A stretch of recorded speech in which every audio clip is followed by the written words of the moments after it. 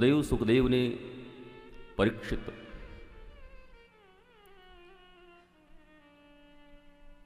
जो अब न तो परीक्षार्थी हैं न परीक्षक हैं, इन दोनों को कोई लाभ नहीं होता भागवत की कथा से। जो या तो परीक्षक बन के आए हों या परीक्षा देने आए हों, बात इससे भी ऊपर की है। प्रतीक्षा, तितिक्षा, समस्त समीक्षाओं से विहीन जब इस स्थिति में मनुष्य की बुद्धि, विवेक युक्त बुद्धि पहुंचती है, तब श्रीमद्भागवत आपको श्री राधा कृष्ण की परम निर्मल प्रेम लक्षणा भक्ति प्रदान कर देती है। धर्म अर्थ काम मोक्ष ये चतुर्विध पुरुषार्थ हैं। ब्रह्मा चार मुख वाले हैं और यही चारों मुख उनके चारों पुरुषार्थ हैं।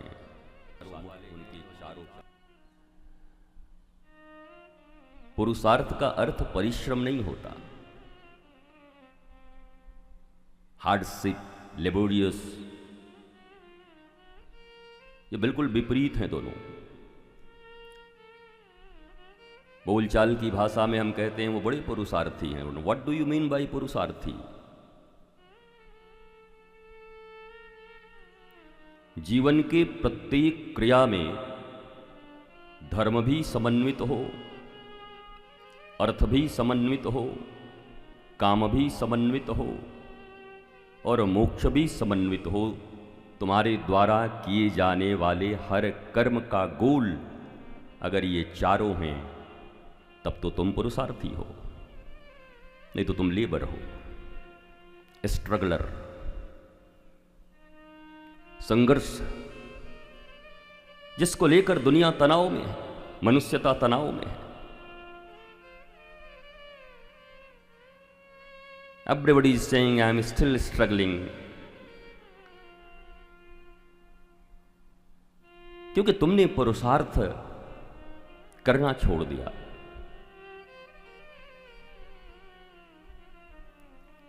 और भागवत की कथा उसी के पल्ले पड़ेगी जो नैनों से नैना मिला के रखेगा। ये भी याद रखना, कौन आया कौन गया, कहाँ छिपकली गिरी, कौन जय जयकार किया, कौन हाय हाय किया, कौन ने कौन कपड़ा पहन रखो है, या सब पर अगर निगाह गई तो भागवत में तुम तो आए हो, पर भागवत जी तुम में नहीं जाएंगे। आए भी कोरे हो और वापस भी कोरे ही जाओगे। हम तो चाहते हैं गौरांगी के प्रदेश में आए हो तो गोरे होकर जाओ थोड़े। तप्त कांचन गौरांगी श्री राधे वृंदावनेश्वरी वृषभान सुते देवी प्रणमामि हरिप्रिये।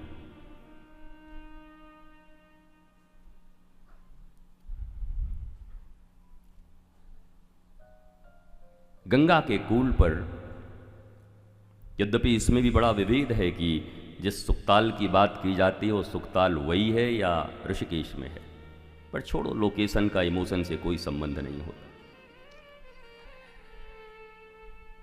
क्योंकि वास्तव में जिसे सुक्ताल हम कहते हैं, विद्वानों का मत है वो शुक्रताल है।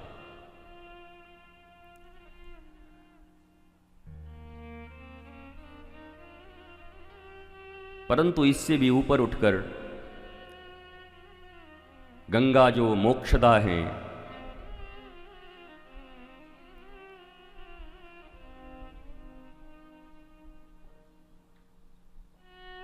विष्णु के अंगुष्ठ से निकली हुई, जिनके पान कर लेने मात्र से मुक्ति मिल जाती है, फिर गंगा के तट पर ही परीक्षित बैठे हुए हैं तो और किसी चीज की उनको जरूरत क्या है? गंगा स्वयं मोक्षदायिनी है, मोक्ष प्रदान कर सकती है।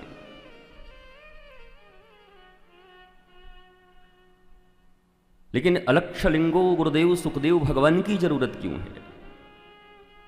यद्यपि पराशर, व्यास, जहवी, बड़े बड़े कणाद न जाने कौन से विश्वामित्र, वशिष्ठ, ऋभु, अंगिरा, पिप्पलाद सभी मौजूद।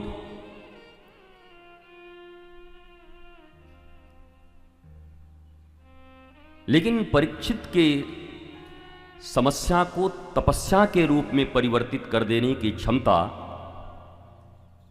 16 वर्षीय गुरुदेव सुखदेव के भीतर ही है। 16 साल के।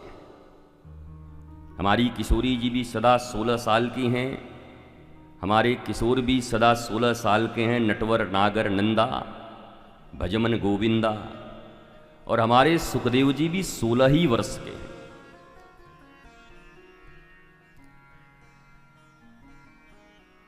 यद्यपि संबंध में तो पराशर दादाजी हैं, व्यास पिताजी हैं, पर जब सुखदेव आते हैं तो सब खड़े हो जाते हैं। गुरुदेव सुखदेव का आगमन होता है तो लिखा है पराशर अपने अचला से मार्ग को बुहारने लगते हैं। गुरुदेव सुखदेव आ गए, गुरुदेव सुखदेव आ गए। What is this? जो भारतीय परंपरा नहीं है।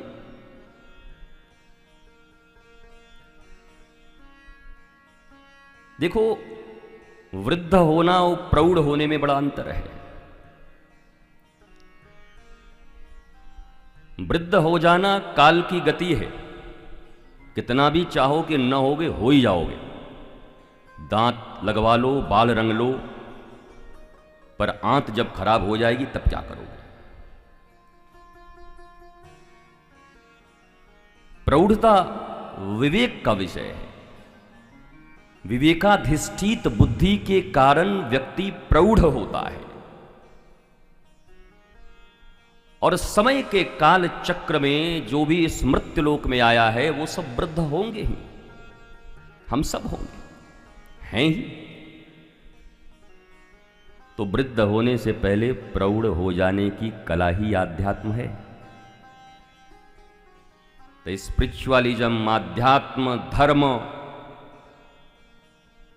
ये जितने भी नाम लेते हो, इनका इतना ही काम है कि वृद्ध होने से पहले प्रौढ़ हो जाना, क्योंकि उसके बाद एक ही चीज निश्चित है जो अब परीक्षित की होने वाली है। और परीक्षित सवाल भी पूछ रहे हैं गुरुदेव से। एक ही सवाल पूछा है, बाकी सब इधर उधर की है। एक सवाल, एक प्रश्न ही कृष्ण को दिला देगा। अनंत प्रश्न तुम्हें शंकाओं में घेर कर रखेगा, लंकाधिपति बन जाओगे। परीक्षित जी का एक ही प्रश्न है और जो समस्त विश्व का प्रश्न है, हमारा भी है, आपका भी है।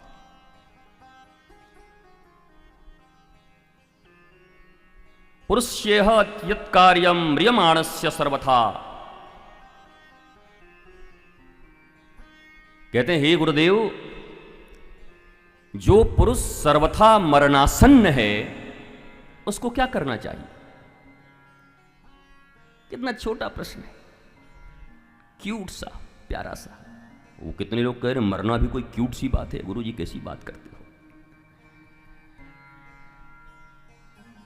मृत्यु से डरते वही हैं जो जीते नहीं हैं।